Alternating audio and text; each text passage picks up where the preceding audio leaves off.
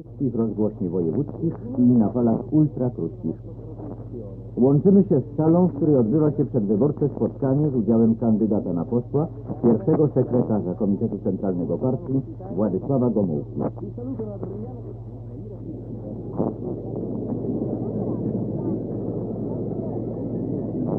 Halo, halo, tu ponownie sala Międzyzakładowego Domu Kultury przy ulicy Terespolskiej w Warszawie.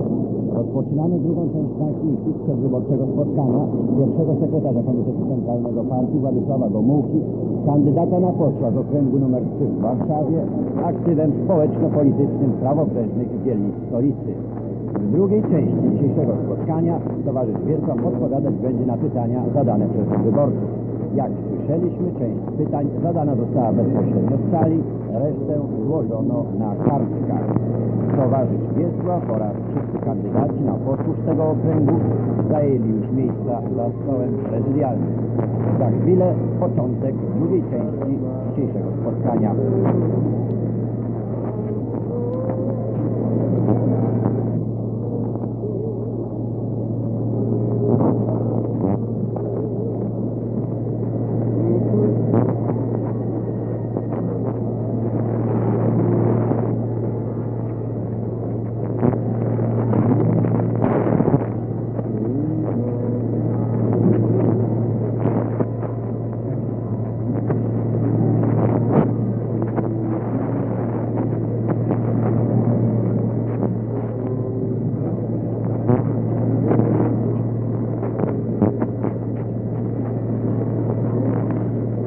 Zabiera pierwszy sekretarz Komitetu Dzielnicowego Partii Praga Północ, Bogusław Ciechowski. Kontynuujemy obrady.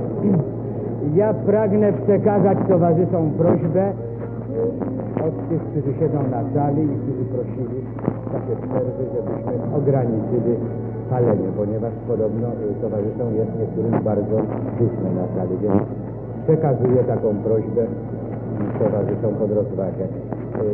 W związku z pytaniami, jakie zostały zgłoszone i zapowiedzią, proszę o zabranie głosu towarzysza Władysława Gomułki.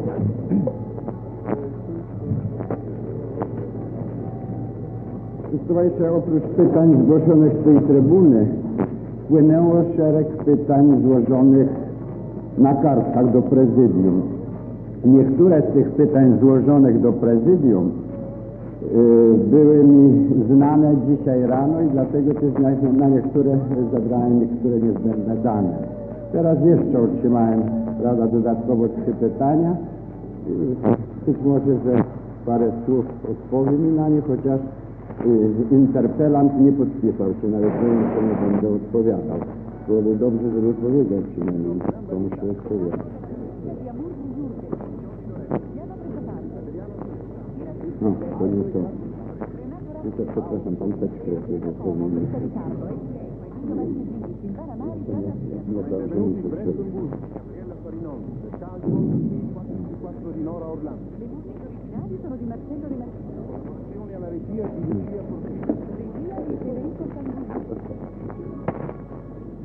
Więc pytania towarzysze ja uszeregowałem sobie i kolejno będę na nie odpowiadać.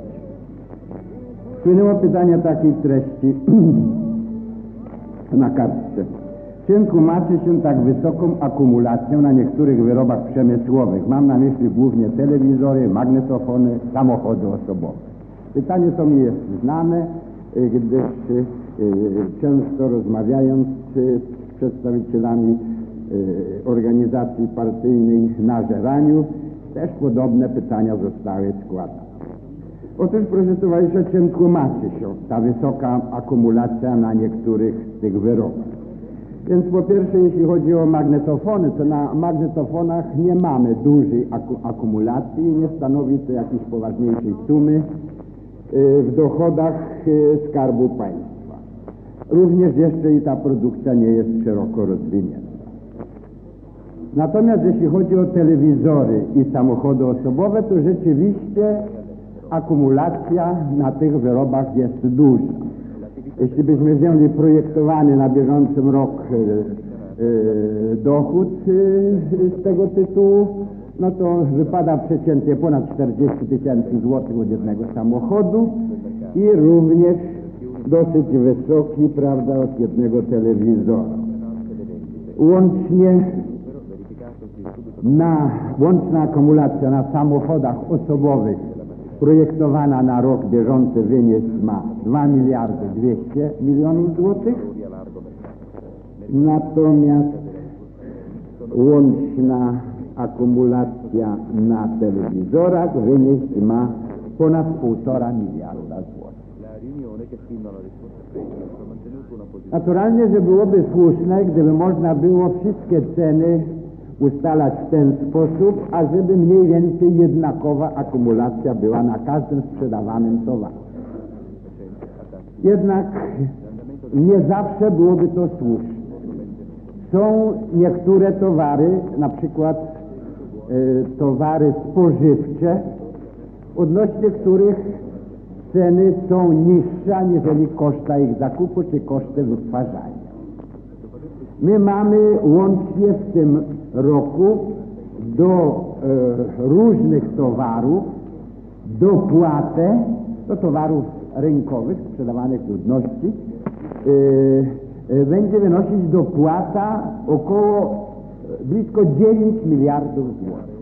8 miliardów 900 milionów złotych. Więc w tą właśnie sumę dopłat wchodzą również i dopłaty, ta wysoka, przepraszam, nie w tą sumę dopłat, prawda? Bo w tą sumę dopłat wchodzą właśnie dopłaty do artykułów żywnościowych, prawda? Więc dopłacamy na przykład do przetworów zbożowych per saldo, licząc, prawda, to co jest czystą dopłatą netto.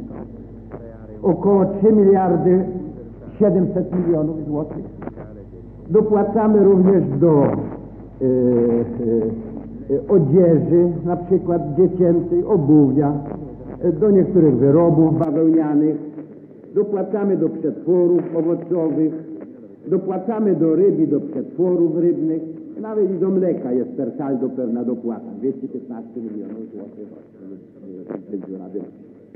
Zatem, jak widzicie, artykuły pierwszej potrzeby muszą być sprzedawane po maksymalnie niskich cenach i nawet wówczas, kiedy trzeba tą dopłatę stosować, to się tą dopłatę stosuje. Gdyż chcemy, ażeby artykuł pierwszej potrzeby docierał do każdego konsumenta, zaspokajał potrzeby tych wysoko zarabiających i tych słabo zarabiających.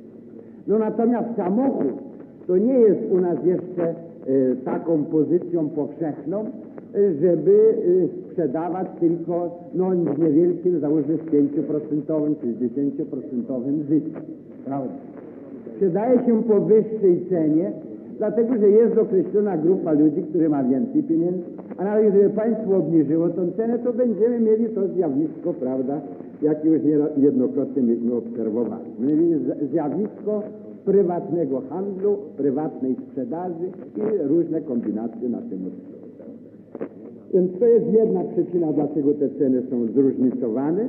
A druga przyczyna polega na tym, że jest wiele spraw w naszej gospodarce nieuporządkowanych. My porządkujemy je powoli i będziemy porządkować. To znaczy, będziemy się starać obniżać te ceny, na których jest wysoka akumulacja i będziemy się starać podwyższać te ceny, zwłaszcza jeśli idzie, prawda, o wyroby przemysłowe i o spożywcze, do których istnieje dotychczas jeszcze dopłata. Więc tak by można odpowiedzieć na to pytanie. Następne pytanie, to tutaj było złożone, prawda, z trybuny, dotyczy tych mieszkań budowanych ściemnymi kuchniami. Prawda? Tutaj towarzysz Antecki składał to pytanie. Więc nie trudno jest do tego się konkretnie ustosunkować. O ile wiem, obecnie nie projektuje się już takich mieszkań. Czy się buduje dotychczas jeszcze mieszkania z ciemnymi kuchniami? Nie mogę na to pytanie odpowiedzieć. Ale rzecz cała sprowadza się tutaj do kosztów budowy mieszkań, do cen, które my płacimy przedsiębiorstwom za mieszkanie. Otóż w tej pięciolatce, na tą pięciolatkę myśmy ustalili określone średnie przeciętne krajowe ceny 1 metra kwadratowego mieszkania, powierzchni mieszkania. No rzecz jasna, że ceny kształtują się w zależności od wyposażenia tego mieszkania. I projektant, jeśli on ma powiedziane, że powinien się mieścić w takiej i w takiej cenie, no to stara się tak projektować, żeby się zmieścić. Tymczasem, o ile ja pamiętam, ceny te były ustalone na 1800 zł średnio w skali krajowej za 1 metr powierzchni użytkowej. Teraz obecnie byśmy niedawno tą sprawę właśnie omawiali w związku z planem 5-letnim i okazuje się, że obecnie przeciętne ceny średnio-krajowe 1 metra powierzchni użytkowej kosztują nas 2100 zł. Ja to my zaokrąglonymi cyframi, tam parę złotych może być. Czyli prawie 200 zł więcej, aniżeli założone było w planie. No więc świadczy to o tym, że po pierwsze zrezygnowano w wielu wypadkach, w wielu województwach, zrezygnowano z tego bardziej oszczędnościowego budownictwa i projektowania, zrezygnowano, wydaje mi się, zupełnie z projektowania takich mieszkań bezpłatnych, o ile ja znam tą sprawę. Teraz niezależnie od tego przedsiębiorstwa budownictwa mieszkaniowego mają dużą dopłatę z budżetu państwa, dotacje, około 6 do 7% dotacji. Także faktycznie rzecz wygląda w ten sposób, że do założonych kosztów tych przedsiębiorstw my dopłacamy, o ile pamiętam, sumę jakieś 7 czy 8 miliardów złotych dopłacimy w tym bieżącym roku. Na pytanie by mogła było odpowiedzieć to w ten sposób. Budowano w ten sposób z tymi ciemnymi kuchniami, dlatego że były środki za małe. A sprawa wygląda prosto. Chcemy budować więcej, no to musimy budować oszczędnie. Jeżeli chcemy bardziej komfortowo budować, musimy budować. Obecnie na te nasze wypracowania przedwstępne dyskusje na przyszłą 5-latkę też zakładają wzrost budownictwa mieszkaniowego, wzrost ponad 30%, jeśli idzie o o kwadraturę, o powierzchnię użytkową, a natomiast zakładamy o wiele mniejszy procent wzrostu mieszkań jako takich. Czyli że mieszkania będą nieco większe i nieco lepiej wykonane. Także tak bym odpowiedział na to pytanie. Z pytań złożonych w prezydium jest trzecie pytanie następujące. Mamy u nas duże trudności w wykonywaniu nowych uprawnień urlopowych. Sporo ludzi z produkcji w tym roku korzystać będzie z dłuższego urlopu. Na rok 69 nie otrzymaliśmy na to żadnych dodatkowych funduszów i musimy to pokrywać z tego funduszu płac, który był zatwierdzany przed wprowadzeniem nowych uprawnień urlopowych. Trudno mnie jest, towarzysze, odpowiadać, jak sytuacja się przedstawia w poszczególnej fabryce. Ja znam sprawy ogólne, globalne i wiem, i zresztą mówiłem o tym tutaj przed chwilą w przemówieniu. Wiem, że wyznaczony globalny fundusz płac w gospodarce narodowej jest przekraczany. Wzrost funduszu globalnego płac wyniesie w tym roku prawie 20 miliardów złotych. Prawie 20 miliardów złotych. Planowany, prawda? To znaczy to jest te 5,7%, 5,6% plus podwyżka płac górników, która doszła już po zamknięciu planu, która nas też kosztuje dosyć dużo. To 2 miliardy. Więc taki jest planowany wzrost funduszu płac. Prawda? Ta podwyżka miała miejsce na przełomie roku, w grudniu. Jeśli ktoś chciał, ale wyjaśnię. Więc taki olbrzymi wzrost wypłat, a teraz oprócz tego jeszcze przekroczenie. W samym pierwszym kwartale fundusz płac został przekroczony w stosunku do założeń o ponad 600 milionów złotych.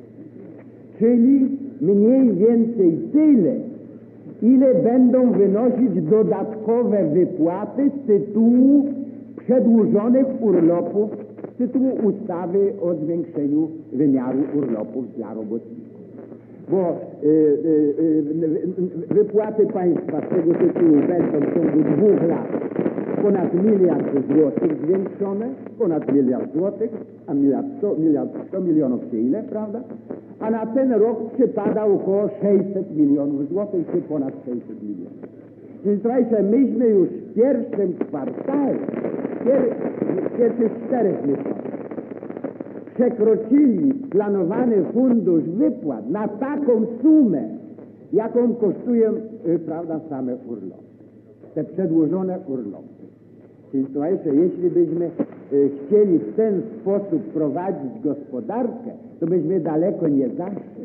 Ja nieprzypadkowo tu wam, słuchajcie, przedstawiałem ten stan rzeczy, jak wygląda realizacja planu za pierwsze 4 miesiące. I przytaczałem wam cyfry. Być może, że to są cyfry, to są rzeczy nudne, nie każdego się trzymają, ale to jest najbardziej przekonywujący argument dla państwa, dla kierownictwa partii, dla rządu. To jest tak przekonujący argument, jeśli chodzi o przychody czy wydatki, jak jest przekonujący dla każdego z was, który otrzymuje swoje wypłaty. Dla niego to jest, ile on zarabia, to jest decydujące, prawda? Więc nie wygląda tak sprawa, że w funduszu płac nie zostały uwzględnione zwiększone urlopy. W planowanym funduszu płac one zostały uwzględnione. Zostały. A fundusz płac oczywiście się rozdziela, prawda, i tak dalej. Przecież jest rzecz no, nie do pomyślenia, prawda, żebyśmy mogli tak rozluźnić dyscyplinę finansową, ażeby później przekroczyć wszelkie granice, stworzyć na rynku sytuację wymagającą już bardzo energicznych przedsięwzięć, wymagającą podwyżek cen i tak dalej, i tak dalej. To teraz nas mogą krytykować za to, prawda? Tego nie ma, innego nie ma. Ale gdybyśmy stworzyli sytuację taką, że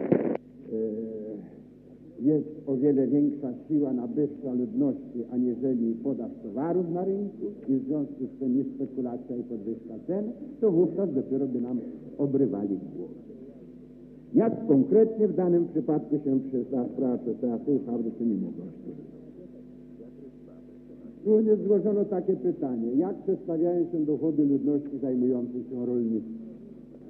No, słuchajcie, dochody ludności zajmującej się rolnictwem nie rosną w szybszym tempie, jak dochody ludności utrzymującej się z gospodarki uspołecznionej.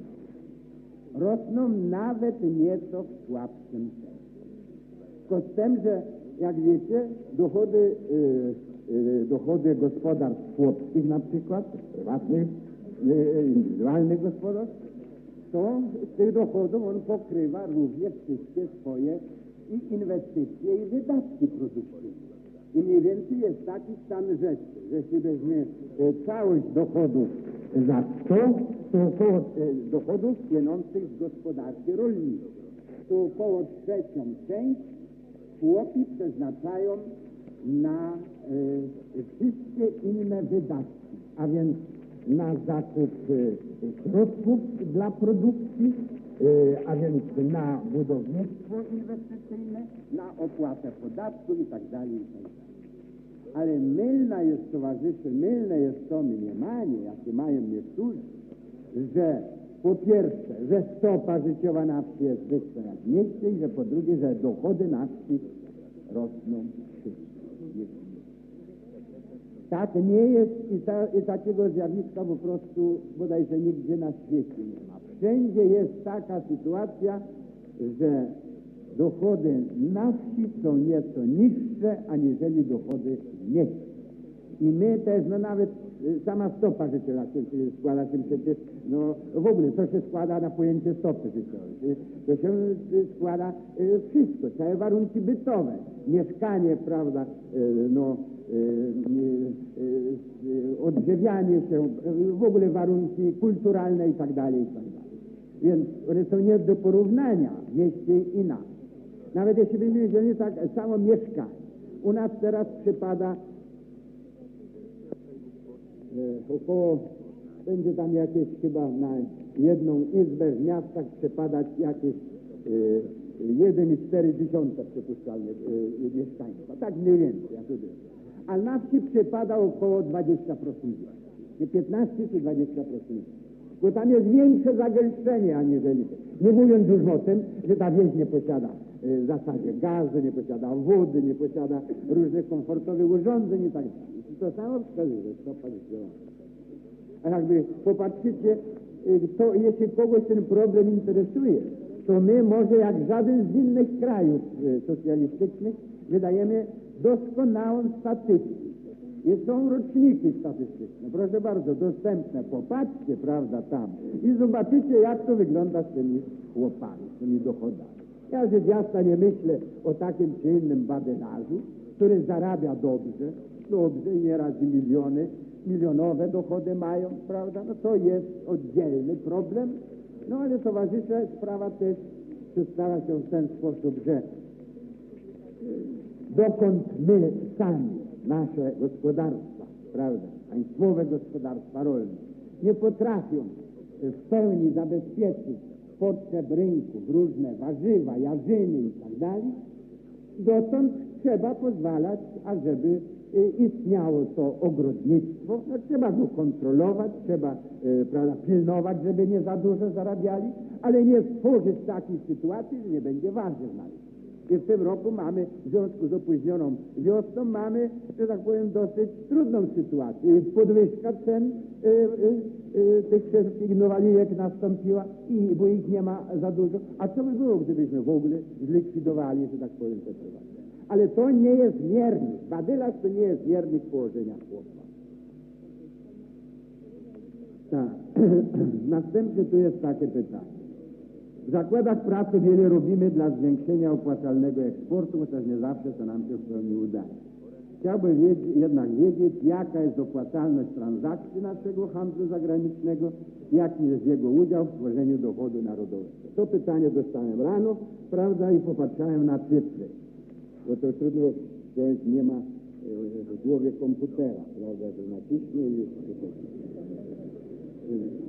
więc wygląda sytuacja w ten sposób, że udział eksportu w wytworzonym dochodzie narodowym w roku 67 wynosił 21,2%, bo tu są pełne dane, za 68 jeszcze pełnych danych nie ma zebranych.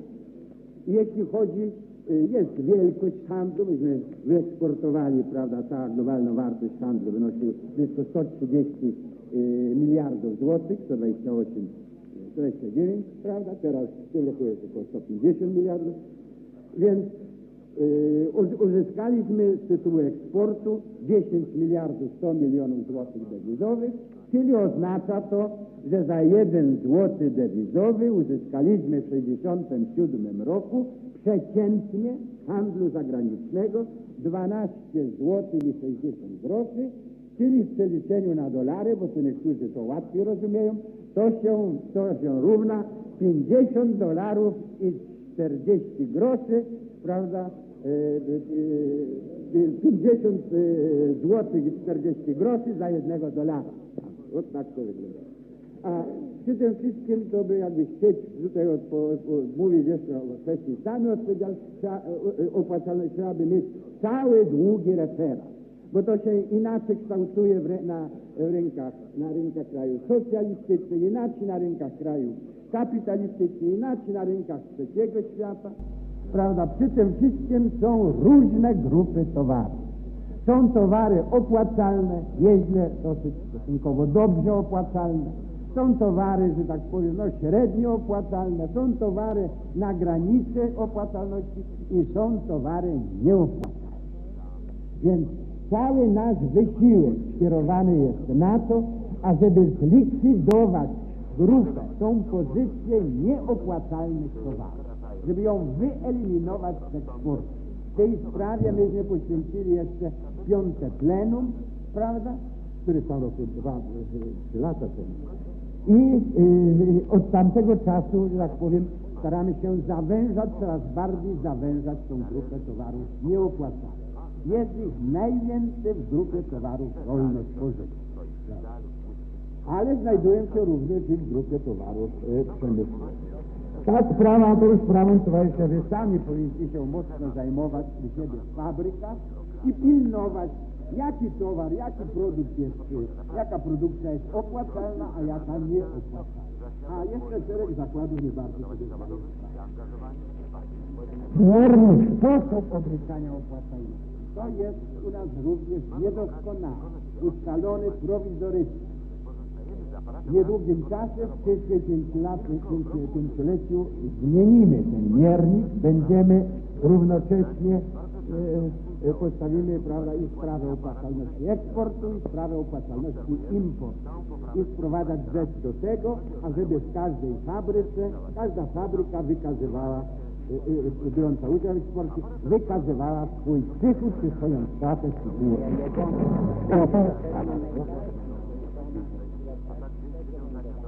Tutaj towarzysz z trybuny złożył pytanie, które się sprowadzało z nauczyciela. Sprowadzało się do tego, jaka jest nasza pomoc dla krajów rozwijających. Towarzysze, to wszystko zależy, co my rozumiemy pod pojęciem pomocy. Prawda? Jeśli by szło o konkretną taką pomoc bezpłatną, prawda? No to taką pomoc to mogą dawać ci, którzy dużo mają. Polska jest krajem biednym i niewiele niestety może udzielić bezpłatnej pomocy. Udziela ją przede wszystkim Wietnamowi, prawda? To znaczy, że my i też nie zupełnie, nie wszystko bezpłatnie, prawda, bo sprzedajemy na kredyt, to wisi na rachunku, przecież jasne, oni płacić nie mogą. No powrócimy kiedyś do tego, czy będą mogli zapłacić, czy nie będą mogli zapłacić. No ale to nie są sumy duże, to są sumy stosunkowo niskie, prawda? Wszystko się będzie sprowadzać tam do paru dziesiątek milionów rubli, prawda, rocznie.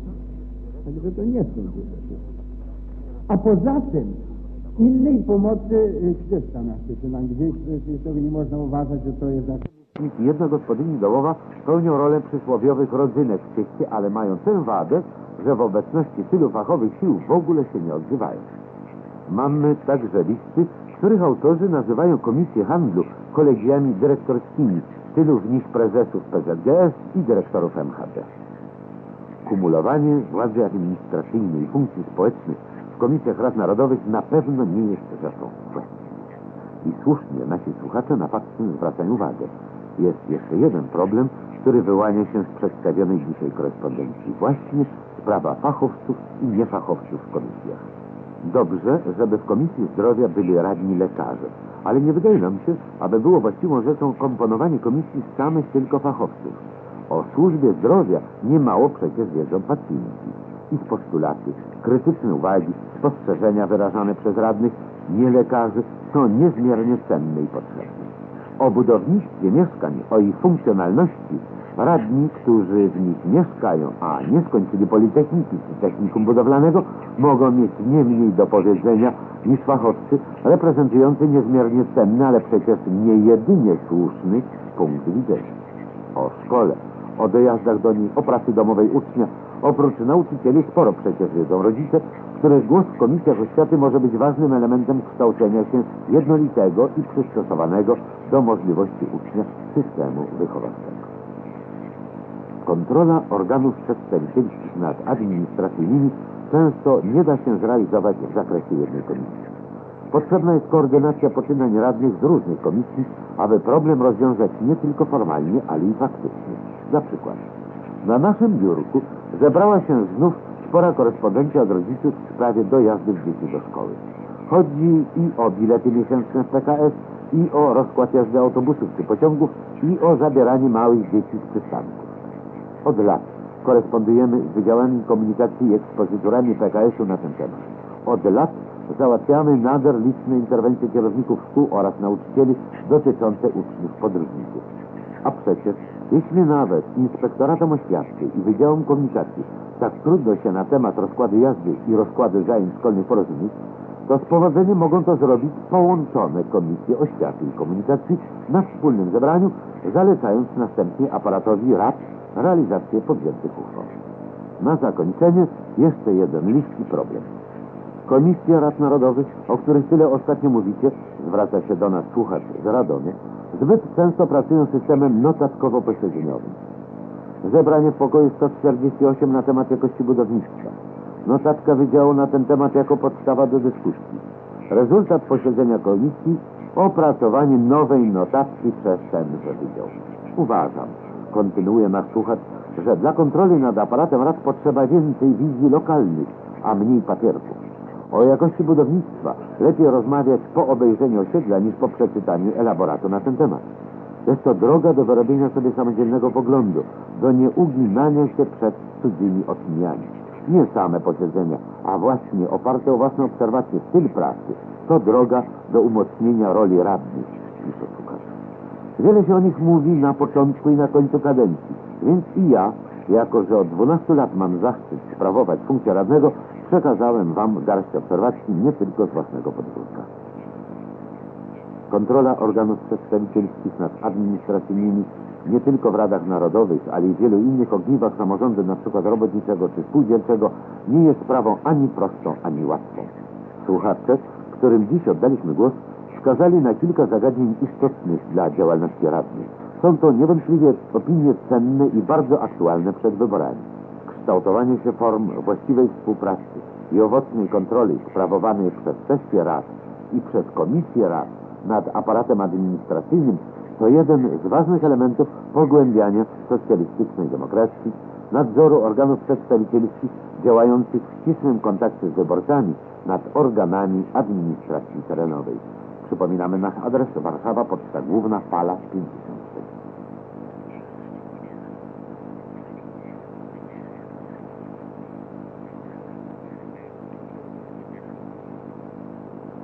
Tu Warszawa w programie pierwszym. 16 minut po 9.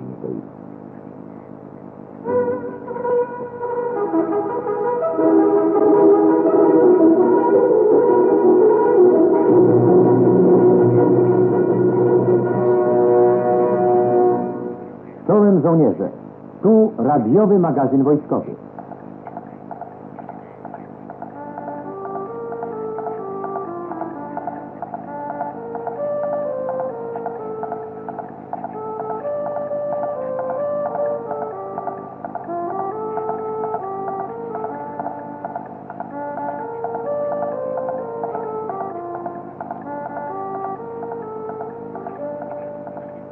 Dzień dobry, słuchacze. Dzień dobry. Już za tydzień polscy strażacy po raz 4 obchodzić będą swoje święto. Dzień Strażaka zainauguruje Dni Ochrony Przeciwpożarowej, które trwać będą w tym roku od 18 do 25 maja. W naszych poprzednich audycjach popularyzowaliśmy sylwetki tych działaczy OSP, którzy w latach wojny z faszyzmem na różnych frontach walczyli z najeźdźcą, a po wojnie stali się aktywnymi społecznikami znanymi ze swojej działalności. A oto dalsze nazwiska weteranów frontowych, aktywistów OSP. Władysław Rupniewski, hutmistrz zmianowy, Starogardzkiej Hucie Szkła. Edmund Gołka, prezes OSP w Dąbrówce Wielkiej, organizator oddziałów samoobrony. Stanisław Różycki, naczelnik OSP Strzeladzi, odznaczony Krzyżem Oficerskim Orderu Odrodzenia Polski. Mieczysław Małecki, działacz harcerstwa polskiego, inicjator wartościowych czynów społecznych. Druchowie Józef Glam z Konina, Tadeusz Łukaszewski z Sąpolna, Wojciech Marszałek, przewodniczący Prezydium Powiatowej Rady Narodowej w Brzozowie, działacz na polu ludowej obronności, Józef Tymiński, Stanisław Kropielnicki, Jan Silwiany, Julian Dyskowski i Antoni Kozieracki. Wszyscy oni zasłużyli na piosenkę i wyróżnienie. Jej tytuł Nad Donem i Wisłą. Muzyka Emila Sojki, słowa Tadeusza Kubiaka. Śpiewa Joanna Radicz.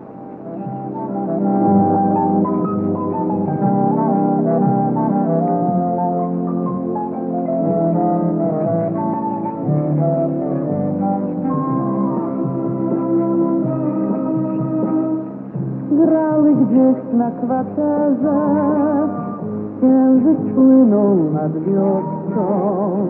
Jedną zwali harmonią, drugą zwali harmoską. W jednej wierzby szumiały, w drugiej brzozy srebrzyste. Jedna doń wspominała, druga Wartę i Wisłę. Ej, harmonio, harmonio żołnierska, to jak ty przemówi tak do serca. Hej, harmosko, harmosko frontowa, ty najczulsze nam zastąpisz słowa. Graj, harmonio, harmosko, graj. Graj, harmonio, harmosko, graj. Daj zapomnieć o smutku, daj. Graj, harmonio, harmosko, graj. Grają gdzieś pośród sadu dwie harmonie scalone. Jedna gra ponad Wisłą, druga gra ponad Donem. Grają oczom dziewczyny, sadą bujnym i świeżym. Dwie harmonie frontowe w dłoniach synów żołnierzy. Ej, harmonio, harmonio żołnierska, to jak ty przemówi tak do serca. Hej, harmosko, harmosko frontowa, ty najczulsze nam zastąpisz słowa. Graj, harmonio, harmosko, graj. Graj, harmonio, harmosko, graj. Daj zapomnieć o smutku, daj. Graj, harmonio, harmosko, graj. Daj zapomnieć o smutku, daj. Graj, harmonio, harmosko, graj. W drugiej części naszej audycji mówić będziemy o żołnierzach Karpackiej Brygady WOT. Oto nazwiska tych spośród nich, którzy w pierwszym etapie współzawodnictwa osiągnęli najlepsze wyniki i których wyróżniło dowództwo. Są to kapral Stanisław Gonciarz, szeregowcy, Władysław Pieronek, Andrzej Witek, Stanisław Kosiński, Jan Błazusiak oraz oficer Jan Baniak. W dniu czynu młodego wyborcy 27 kwietnia wyróżniła się w pracach społecznych grupa oficerów i szeregowców naszego lotnictwa, którzy zalecili ponad 2 hektary nieużytków. Piosenką dziękujemy więc podwładnym oficera Adama Mąkosy, Wiesława Alwingera, Stanisława Adrasiewicza i Ignacego Dobrowolskiego. Dzieci ze Ściszowijewo w powiecie gmińskim serdecznie pozdrawiają oficera Mieczysława Czołowsko z Pomorskiego Okręgu Wojskowego, który odwiedził szkołę i opowiedział najmłodszym o tradycjach Ludowego Wojska Polskiego. Dzieci pozdrawiają też chłopców swojej wsi, pełniących dziś służbę wojskową. Są to Stanisław i Andrzej Spisała, Eugeniusz Bergier, Henryk Starczewski i Tadeusz Jeździński. Dawny żołnierz frontowy Samodzielnej Kompanii Fuzylierów III Pułku Piechoty Józef Wrzeszcz Pozdrawia serdecznie wszystkich swoich kolegów frontowych Kościuszkowców. I na koniec życzenia i podziękowania dla lekarzy i sióstr ze Szpitala Klinicznego Wojskowej Akademii Medycznej, doktora Czernego i doktora Patonki od pacjenta Marka Porębskiego, który pełniąc służbę wojskową uległ ciężkiemu wypadkowi. Na ogół nie zamieszczamy tego rodzaju podziękowań. Uważamy bowiem, że lekarze zawsze robią wszystko, by ratować życie i zdrowie chorych. Tym razem jednak wyjątkowo, ze względu na szczególną sytuację i poświęcenie lekarzy, którzy uratowali życie żołnierza, spełniamy jego życzenie, dziękując wymienionym piosenkom. Tędy szli, gdzie dzisiaj słońce. Muzyka Jerzego Tyszkowskiego. Słowa napisał Jastrzębiec Kozłowski. Śpiewa Tadeusz Woźniakowski.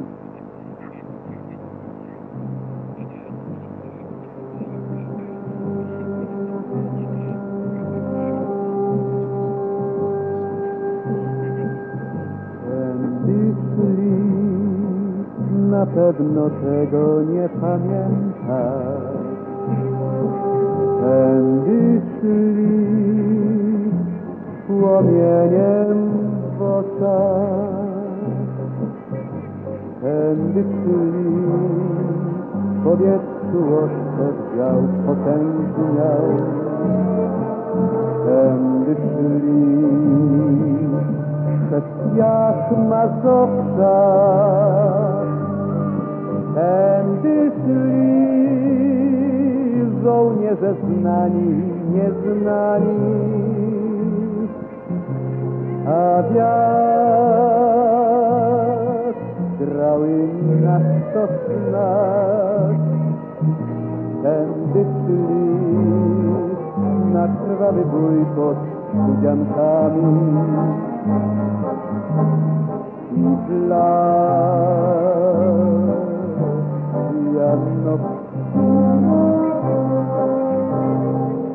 i nie zapomni ognia wioska, choć się rozwiał dawno dym. Nie zapomni wojny Polska, nie zapomni ojca syn. Tędy szli, pamiętaj, choć garmat przechmiał. Tędy szli przez dni noce. Tędy szli, wiedzieli walczyć, to zwyciężać. W ciężkiej sytuacji gospodarczej oraz artykuł opublikowany na łamach Czerwonego Sztandaru organu Komitetu Centralnego Komunistycznej Partii Polski pod tytułem Albania latarnią rewolucji i socjalizmu w Europie. Rozpoczynamy od wiadomości. Kilkaset milionowy rewolucyjny naród chiński z wielkim zapałem studiuje komunikat 9. zjazdu partii i zdecydowany jest na każdym kroku kierować się ideami przewodniczącego Mao Tse-tunga. Agencja Xinhua podaje, że komitety rewolucyjne w wielu prowincjach, miastach i autonomicznych rejonach kraju zorganizowały zebrania, na których uchwalono uchwały w sprawie studiowania i wcielania w życie ducha 9. zjazdu partii. Komitet Rewolucyjny Miasta Pekin w wydanej przez siebie uchwale wzywa szerokie masy rewolucyjne miasta, by uważały studiowanie dokumentów zjazdowych za główny obowiązek. Tak samo Komitet Rewolucyjny Szanghaju wydał zawiadomienie w sprawie poważnego studiowania dokumentów 9. zjazdu partii oraz zaleca, by przepracowano je masową krytyką rewolucyjną i przystąpiono z nowym zapałem do rewolucji celem podniesienia produkcji, pobudzenia pracy i przygotowań na wypadek wojny. Dowódcy i bojownicy jednostek chińskiej Armii Narodowo-Wyzwoleńczej skoncentrowane w Heilongjiang, Xinjiang, wewnętrznej Mongolii, Fujian i Zhejiang, będącymi przodującymi oddziałami w walce z imperializmem i rewizjonizmem, zorganizowały drużyny, które udały się do najbardziej odległych rejonów celem propagowania komunikatu 9. zjazdu partii. W Libanie panuje nadal napięta sytuacja na skutek ostatnich demonstracji zorganizowanych na znak poparcia dla walki narodu palestyńskiego. W miastach Tripoli, Bejrut, Bajdah, Hermil, Dar Alias i innych miastach odbyły się wielkie demonstracje masowe. Celem stłumienia demonstracji władze libańskie skierowały liczne siły i samochody pancerne. Ponad 30 osób poniosło śmierć, a liczba rannych przekracza 400. Aresztowano ponad 200 uczestników demonstracji. W Bejrucie strzelano do demonstrantów usiłujących wycofać zwłoki osób, które zginęły poprzedniego dnia. Obecnie wojsko libańskie patroluje wielkie miasta i otacza obozy, w których przebywa ponad 160 000 uchodźców palestyńskich. Wszędzie doszło do ostrych starć pomiędzy odważnymi demonstrantami a siłami policji i wojska, wśród których 3 zostało zabitych, a 50 innych rannych. Wybuch masowych protestów narodu libańskiego jest jaskrawym przykładem wykazującym, że narody arabskie budzą się. Demonstracje stanowią ciężki cios dla obecnych planów w sprawie politycznego rozwiązania harcowanych przez imperializm amerykański i rewizjonizm radziecki i spotkania tak zwanych 4 wielkich mocarstw. Dowodzą one także, że wszyscy ci, którzy odważą się dławić i podminować walkę partyzantów palestyńskich, zostaną zdecydowanie ukarani przez narody arabskie. Mimo podjęcia nadzwyczajnych kroków terroru, ludność Irlandii Północnej kontynuuje demonstracje, żądając praw cywilnych i protestując przeciwko ciężkiej sytuacji gospodarczej. Dnia 26 kwietnia w godzinach popołudniowych odbyła się wielka demonstracja na ulicach miasta Armagh. Ponownie doszło do ostrych starć między demonstrantami a licznymi siłami wojska i policji, podczas których 7 demonstrantów poniosło obrażenia, a wielu innych aresztowano. Także w Belfast i innych miastach Irlandii Północnej doszło do starć między demonstrantami a policją. Bunt ludności pośpiesznie tłumiony przez siły policyjne, które w obawie przed nasileniem demonstracji wzniosły w centrum miasta barykady. Dnia 27 kwietnia siły wyzwoleńcze Wietnamu Południowego przeprowadziły nowe, silne ataki na pozycje wroga, zadając mu wielkie straty w ludziach i sprzęcie wojskowym. Najsilniejszy atak przypuszczono na amerykańskie bazy wojskowe. Oszczeliwano 4 bazy w rejonie Saigonu i 2 w delcie rzeki Mekong. Ciężkie walki toczyły się w pobliżu Tran Bang, 40 km na północny zachód od Saigonu. Nadaliśmy wiadomości. Obecnie usłyszycie artykuł opublikowany na łamach Czerwonego Sztandaru organu Komitetu Centralnego Komunistycznej Partii Polski pod tytułem Albania latarnią rewolucji i socjalizmu w Europie. Dla Albanii, jak i dla Polski rok bieżący jest rokiem jubileuszowym.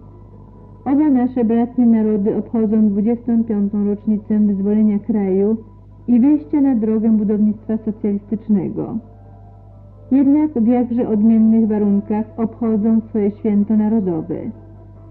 Gdy Polska pod rządami kliki Gomułki zawraca do kapitalizmu, to Albania pod kierownictwem Albańskiej Partii Pracy z towarzyszem Enver Hodżą na czele buduje socjalizm i umacnia władzę ludu pracującego. Inna, też diametralnie przeciwstawna, jest treść obchodu jubileuszu wyzwolenia kraju w Polsce i w Albanii.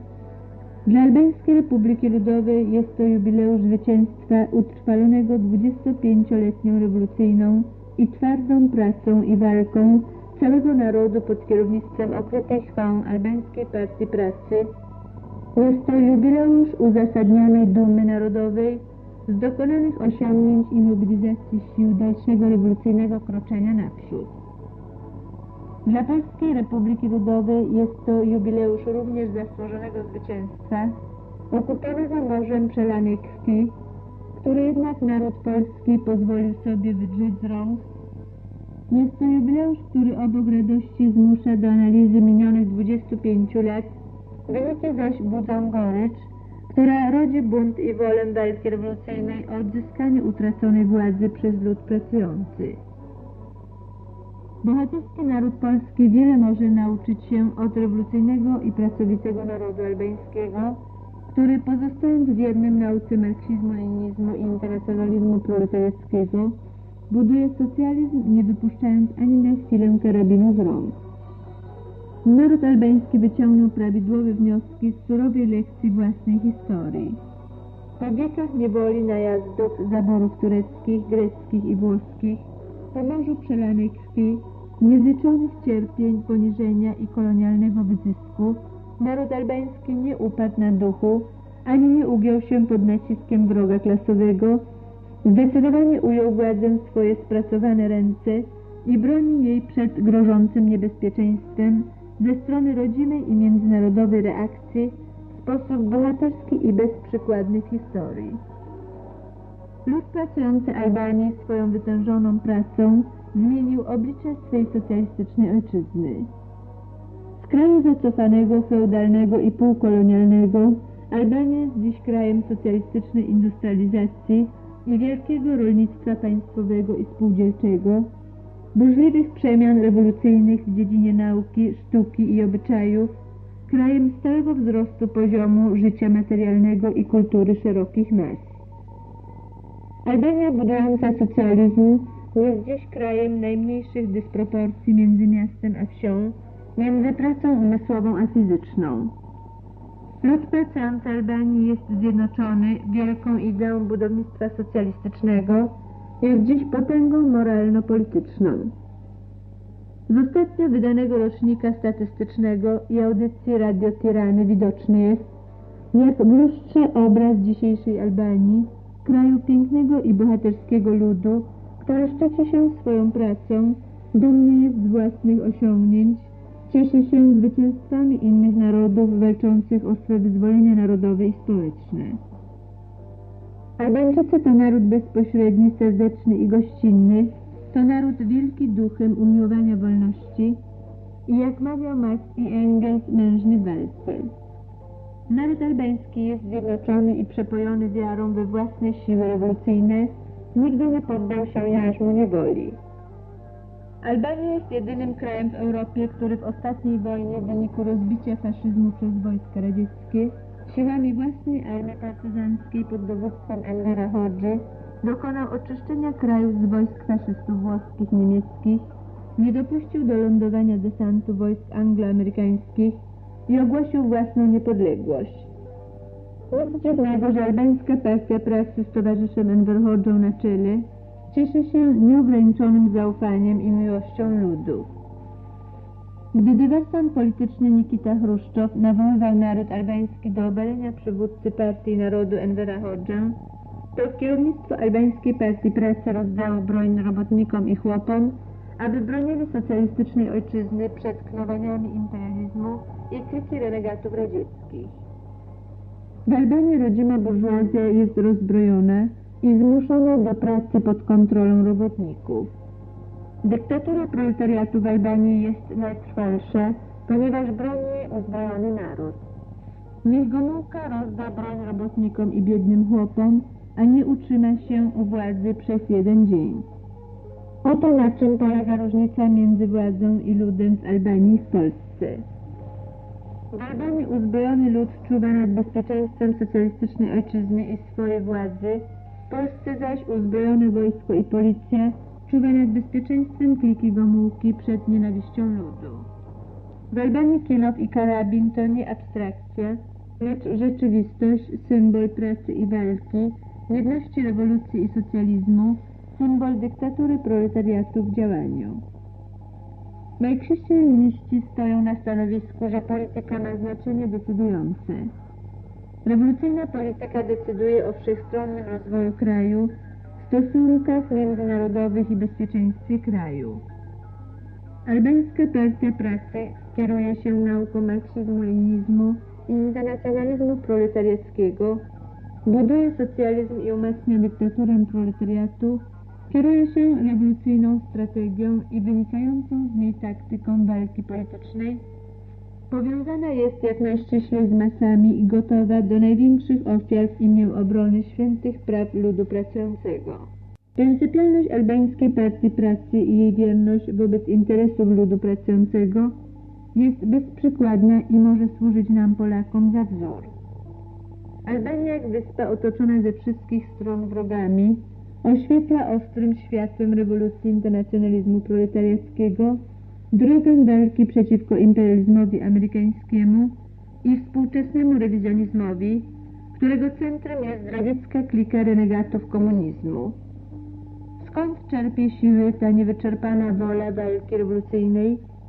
Źródłem siły kierownictwa albańskiej partii pracy z towarzyszem Enver Hodżą na czele, jego dynamicznej energii i zdecydowania, ofiarności pryncypialnej postawy w obronie czystości nauki marksizmu-leninizmu, interesów rewolucji i socjalizmu w Albanii i na całym świecie, jest wiara w twórczą rolę mas, głęboka wiara we własne niespożyte siły ludu pracującego oraz wierność światowym siłom rewolucji i socjalizmu, wierność zasadom internacjonalizmu proletariackiego. Zjednoczony, uzbrojony i rewolucyjny lud pracujący Albanii stanowi twierdzę nie do zdobycia przez siły kontrrewolucji. Słowa starej polskiej pieśni patriotycznej twierdzą nam będzie każdy próg, zostały w Albanii wcielone w życie. Twierdzą obrony socjalizmu i dyktatury proletariatu jest każdy albański próg. Albania jest krajem śródziemnomorskim o łagodnym, ciepłym klimacie i pięknym krajobrazie. Jednak jest to kraj górski i walka człowieka z naturą o stworzenie coraz to lepszych warunków życia narodu wymaga wielkiej i nieustrudzonej pracy. Tylko około 43% całej powierzchni, a więc mniej niż połowa powierzchni kraju, użytkowana jest rolniczo, pozostała część to niedostępne góry, częściowo porośnięte lasami oraz jeziora i nieużytki. Albania jest bogata w różne minerały jak żelazo, węgiel, miedź, nikiel, chrom, złoża ropy naftowej i inne cenne surowce. Gdy zważymy, że w Albanii uprawia się ryż i bawełnę oraz hoduje wielkie stada owiec na górskich pastwiskach, to widać, że kraj ten posiada własną bazę surowcową dla rozwoju przemysłu ciężkiego i lekkiego. Z liczb rocznika statystycznego wynika, że nakłady inwestycyjne na rozwój górnictwa, wydobycie ropy naftowej i przemysł są wysokie i efektywne.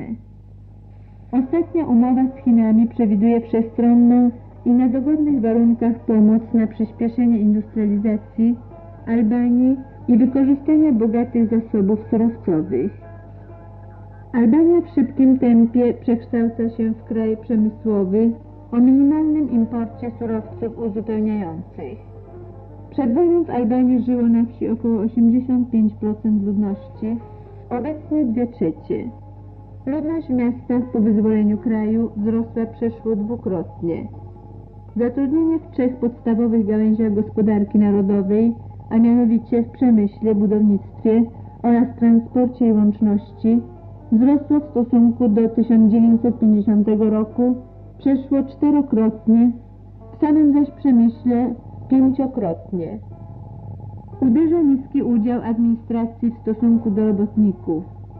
Na każde 100 zatrudnionych w gospodarce państwowej przypada 79 robotników, gdy w Polsce jest zaledwie 66 robotników na 100 zatrudnionych w gospodarce uspołecznionej. Niesłychanie burzliwie rozwija się rolnictwo. Zagospodarowano olbrzymie obszary nowych ziem na terenach bagnistych i podgórskich.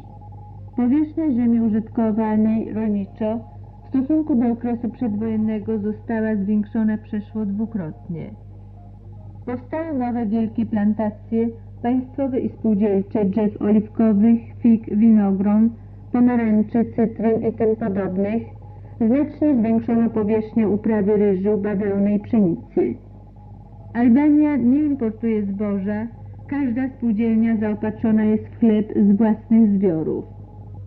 W okresie władzy ludowej powierzchnia gai oliwkowych i plantacji winogron zwiększyła się 3-krotnie, a powierzchnia sadów drzew cytrusowych i owocowych przeszło 13-krotnie. Obecnie udział produkcji roślinnej w ogólnej produkcji rolnej w stosunku do okresu przedwojennego wzrósł z 41% do 57%. Wzrósł także udział wartości produkcji owoców. Duże wyprzedzenie produkcji roślinnej stwarza trwałą podstawę pod szybkie tempo rozwoju intensywnej gospodarki hodowlanej.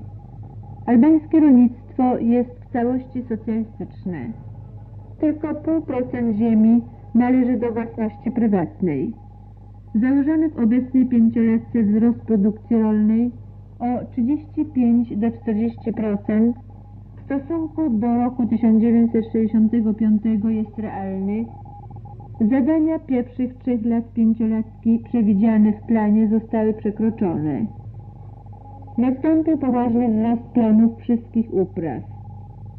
Sektor gospodarki socjalistycznej w Albanii tworzy dochód narodowy 98,6%, sektor zaś gospodarki prywatnej tylko w wysokości 1,4%. Tymczasem w Polsce gospodarka prywatna w tworzeniu dochodu narodowego ma jeszcze udział w wysokości 21,2%. Tempo tworzenia dochodu narodowego, tego syntetycznego wskaźnika świadczącego o rozwoju całej gospodarki narodowej, jest w Albanii także wyższe niż w Polsce. Tempo wzrostu dochodu narodowego ogółem w latach 1960-1967 było w Albanii większe o 22,7%, w przemyśle o 15%, a w rolnictwie przeszło 4,5 razy większe niż w Polsce. Przytoczone liczby najlepiej świadczą, jak szybko postępuje naprzód rozwój budownictwa socjalizmu w Albanii, tak w przemyśle, jak i w rolnictwie. Oszczędna i wydajna gospodarka sprzyja wzrostowi poziomu życia mas. Rząd Albańskiej Republiki Ludowej wiernie socjalistycznej polityce stabilizacji wartości pieniądza i obniżania kosztów utrzymania w drodze dynamicznego wzrostu produkcji, zmniejszania kosztów produkcji i wzrostu wydajności pracy. Wzrost stopy życiowej całego narodu jest stosunkowo równomierny. Przy małej rozpiętości zarobków płace realne wzrastają, warunki pracy i życia szerokich mas ulegają stałej poprawie. W Albanii zamiast burżuazyjnych eksperymentów ekonomicznych rozwinięty jest świadomy, proletariacki, szeroki ruch współzawodnictwa, racjonalizatorstwa i przodownictwa w pracy. Inicjatywa szerokich mas w organizacji i realizacji budownictwa socjalistycznego oraz wysoki stopień proletariackiej dyscypliny pracy stał się podstawą nowego socjalistycznego stosunku. Prezydent Nixon i jego najbliżsi doradcy omówili dziś na posiedzeniu Krajowej Rady Bezpieczeństwa kwestię wietnamską. W obradach uczestniczyli ambasador w Saigonie Bunker, dotychczasowy zastępca dowódcy amerykańskich wojsk interwencyjnych w Wietnamie generał Goodfather i jeden z członków delegacji amerykańskiej na paryskich rozmowach w sprawie Wietnamu, Philip Habib. Rzecznik Białego Domu potwierdził, że Wietnam był głównym punktem porządku dziennego, ale odmówił podania jakichkolwiek szczegółów. Jak już donosiliśmy, w Waszyngtonie zmarł dziś w wieku 78 lat były prezydent Stanów Zjednoczonych Dwight Eisenhower. Przyczyną zgonu była niewydolność układu krążenia spowodowana 7 kolejnymi zawałami serca. Uroczystości pogrzebowe odbędą się w Waszyngtonie w sobotę i w niedzielę. Prezydent Francji de Gaulle zapowiedział już, że weźmie udział w pogrzebie. W poniedziałek, 31 marca, będzie w Stanach Zjednoczonych Dniem Żałoby Narodowej. Wszystkie sztandary amerykańskie przez najbliższe 30 dni opuszczone będą do połowy masztu. Generał Eisenhower zostanie pochowany we wtorek w małym miasteczku Abilene w stanie Kansas, w którym spędził dzieciństwo. Minister spraw wewnętrznych Czechosłowacji Jan Pelnasz wraz ze swoimi najbliższymi współpracownikami wystąpił przed mikrofonami Radia Praskiego. Oświadczyli oni, że Ministerstwo Spraw Wewnętrznych pragnie pozyskać zaufanie społeczeństwa przez doskonalenie swej działalności.